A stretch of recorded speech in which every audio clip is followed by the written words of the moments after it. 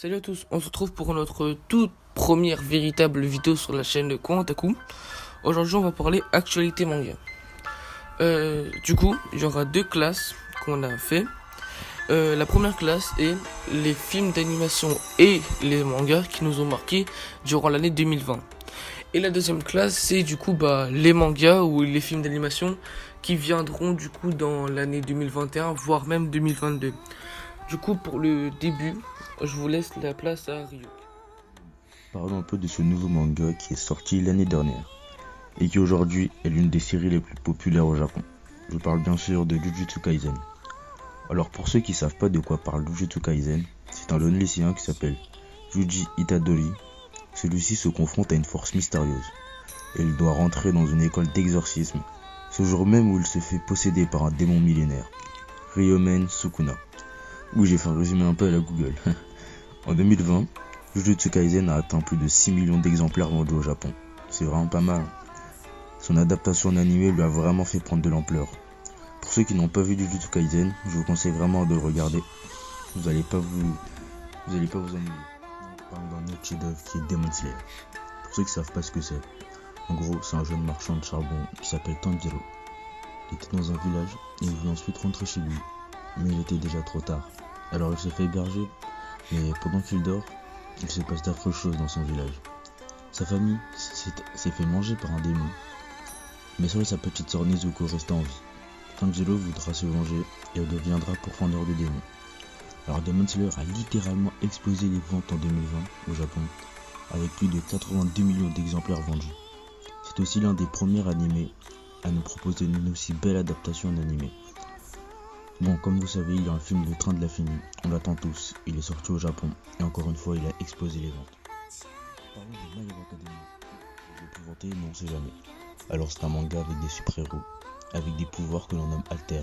Le perso principal, Izuku Midoriya, naît sans Alter, et pourtant il voudrait devenir comme son idole All Might, que l'on surnomme le symbole de la paix. Un jour, lors d'une attaque de monstres, il prit son courage à deux mains, et il alla essayer de sauver son ami, qui était pris au piège. All Might avait remarqué son courage et il a su que ce serait son prédécesseur. My Hero Academia atteint plus de 6 millions de ventes, c'est incroyable, mais il y a mieux. Les combats dans l'anime sont juste incroyables, alors si vous l'avez pas vu, foncez. Bon, je remercie Ryu qui a bien présenté les animés de l'année 2020 qui nous a marqué. On va commencer tout de suite. Pour l'année 2021, on commence avec une pépite que l'on a hâte de voir. Oui, ça c'est sûr. Je parle bien sûr de Sword Art Online Area of the Started Night. Il a le nom mais bon. En gros, il sortira en 2021 au Japon. On retrouve l'univers de SAO bien sûr. Avec les conséquences de Akio Kayaba bien sûr. Sauf que cette fois-ci c'est sur le point de vue de Asuna. Donc je trouve ça super intéressant que le créateur a eu l'idée de faire différents points de vue sur les différents personnages. Ça donne vraiment un sens assez profond à l'anime.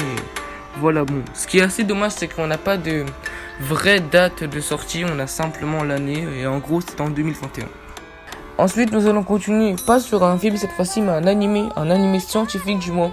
J'ai nommé Dr. Stone.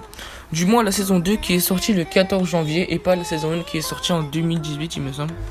Dans cette saison, nous allons poursuivre les aventures de notre scientifique préféré et les habitants du royaume de la science. Bien sûr, on va voir qu'est-ce qui s'est passé entre Senku et Tsukasa Bref, il n'y a rien d'autre à dire à part que juste cette saison 2 est juste géniale. Vraiment, si vous l'avez pas regardé, foncez directement. Pour finir, pour les animés 2021, comment peut-on ne pas le présenter? Je parle bien sûr de Shiniki no Kyojin, ou bien SNK. Vous l'appelez comme vous voulez. Bien sûr, je parle de la saison 4 qui est sortie en 2021 et pas les autres.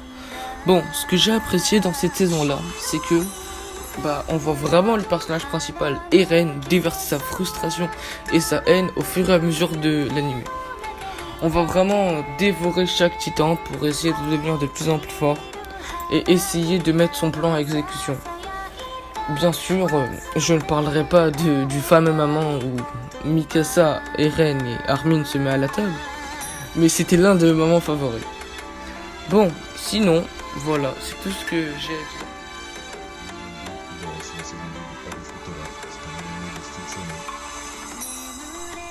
J'espère que la vidéo vous aura plu. Donnez-nous de prochaines idées en commentaire pour que vous puissiez les réaliser dans que la vidéo vous aura plu. Sur ce, on se dit pour la prochaine fois. Donc, comme vous l'a dit Rio, n'hésitez pas à mettre des idées en commentaire pour les prochaines vidéos. Sur ce,